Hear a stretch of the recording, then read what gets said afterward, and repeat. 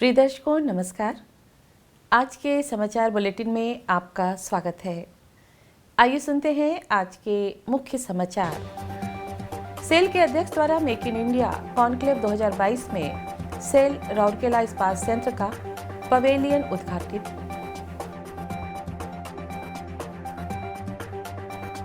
Cell Rourkela इस्पात संयंत्र के SMS 1 द्वारा एकल दिवस क्रूड स्टील उत्पादन का नया रिकॉर्ड दर्ज।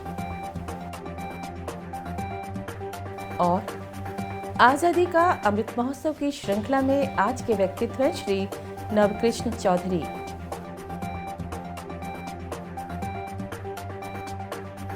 अब समाचार विस्तार से।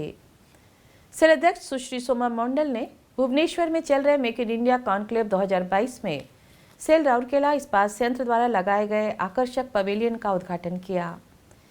इस अवसर पर निदेशक प्रभारी RSP श्री अतनु भौमिक और सेल के अन्य वरिष्ठ अधिकारी उपस्थित थे। उल्लेखनीय है कि make in India conclave Odisha का प्रमुख वैश्विक निवेशक सम्मेलन 30 नवंबर से 4 दिसंबर 2022 तक आयोजित किया जा रहा है। सेल प्रमुख ने प्रदर्शित किए गए पैनल और ऑडियो विजुअल में गहरी दिलचस्पी ली। पवेलियन द्वारा ओडिशा राज्य के साथ मिलकर कंपनी की उत्पत्ति और विकास को दर्शाया जा रहा है। इस वर्ष के कॉन्क्लेव की विषय वस्तु के अनुरूप सेल RSP पवेलियन में डिजिटाइज तकनीक का उपयोग किया जा रहा है, जहां कई लोग टच स्क्रीन पैनल के माध्यम से प्रदर्शित ऑनलाइन स्टील क्विज में भाग ले रहे हैं। वहीं कुछ अन्य टच स्क्रीन वीडियो वॉल में उत्सुकता दिखा रहे हैं, जिसके माध्यम से कंपनी के बारे में ऑनलाइन डेटा प्राप्त किया जा सकता है। इस बार का मुख्य आकर्षण भुवनेश्वर और राउरकेला में होने वाले आगामी विश्व कप हॉकी के मद्देनजर एक हॉकी स्टिक और एक गेंद के साथ हॉकी सेल्फी पॉइंट है। सेल राउरकेला इस्पात संयंत्र की स्टील मेल्टिंग शॉप एक SMS 1 ने 30 नवंबर 2022 को 1878 टन क्रूड स्टील का उत्पादन किया और एकल दिवस उत्पादन में एक नया रिकॉर्ड बनाया है। पिछले सर्वश्रेष्ठ रिकॉर्ड के समान 27 ब्लाउज बनाते हुए विभाग ने इस उपलब्धि को हासिल किया।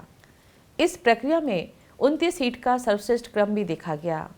महीने के लिए कुल धातु इनपुट TMI 1131 किलोग्राम प्रति टन का सर्वकालिक सर्वश्रेष्ठ था, जो ABP लक्ष्य से बेहतर था। RSP के कार्यपालक निदेशक संकार श्री SR सूर्यवंशी ने कर्मी समूह को बधाई देने के लिए 1 नवंबर 2022 को विभाग का दौरा किया। उन्होंने संयंत्र के अन्य वरिष्ठ अधिकारियों के साथ मुख्य महाप्रबंधक SMS 1 श्री RK पात्रा के नेतृत्व में SMS 1 के एक प्रतिनिधि कर्मी समूह के साथ बातचीत की। सामूहिक प्रयासों की सराहना करते हुए श्री सूर्यवंशी ने कर्मचारियों से आगे प्रयास करने और निर्धारित लक्ष्यों को पूरा करने के लिए सभी प्रयास करने का आग्रह किया। कर्मी समूह ने अपनी ओर से वरिष्ठ अधिकारियों को आश्वासन दिया कि वे उनकी उम्मीदों पर खरा उतरने में कोई कसर नहीं छोड़ेंगे। उल्लेखनीय है कि भारत में LD स्टील बनाने में अग्रणी रहा SMS 1 का कमीशनिंग 60 के दशक की शुरुआत में किया गया था। यूनिट को विशेष ग्रेड स्टील बनाने का गौरव प्राप्त है, जो रक्षा और अन्य महत्वपूर्ण परियोजनाओं में उपयोग किया जाता है। आजादी का अमृत महोत्सव के तहत सेल राउरकेला इस्पात संयंत्र स्वतंत्रता सेनानियों और ओडिशा के प्रतिष्ठित व्यक्तित्व पर समाचारों की एक श्रृंखला प्रस्तुत कर रहा है। आज के व्यक्तित्व श्री नवकृष्ण चौधरी। श्री नवकृष्ण चौधरी का जन्म 23 नवंबर 1901 को ओडिशा के जगत सिंहपुर जिले के खेराश गांव के एक जमींदार परिवार में हुआ था।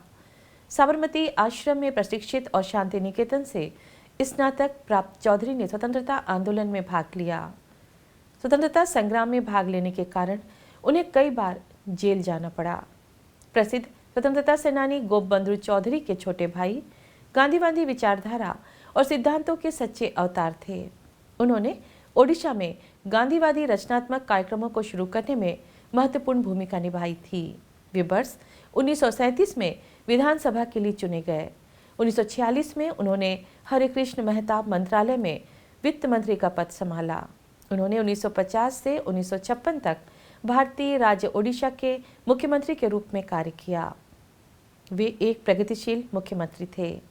उनके कुछ ऐतिहासिक कार्यों में ओडिशा के लिए पहली पंचवर्षीय योजना 1950 से 1956 जमींदारी व्यवस्था को हटाना उड़िया भाषा को आधिकारिक भाषा बनाने का कानून, कृषि विश्वविद्यालय की स्थापना, छात्रों के लिए बाजीराव छात्रावास और लोगों की मदद के लिए अन्य कानून शामिल हैं। प्रसिद्ध हीराकुंड बांध का निर्माण उनके मुख्य मंत्रित्व काल में हुआ था। चंपती मुंडा जीवन विश्वविद्यालय और नवजीवन मंडल अनुसूचित जाति और अनुसूचित जनजाति के छात्रों के लिए उनके द्वारा निर्धारित 2 संगठन हैं। वे जीवन भर भ्रष्टाचार और शोषण के खिलाफ संघर्ष करते रहे। इस महान नेता ने 24 जून 1984 को बड़े पैमाने पर दिल का दौरा पड़ने के बाद अंतिम सांस ली। और इसी के साथ हम आज के हिंदी समाचार को यहीं विराम देते हैं। नमस्कार।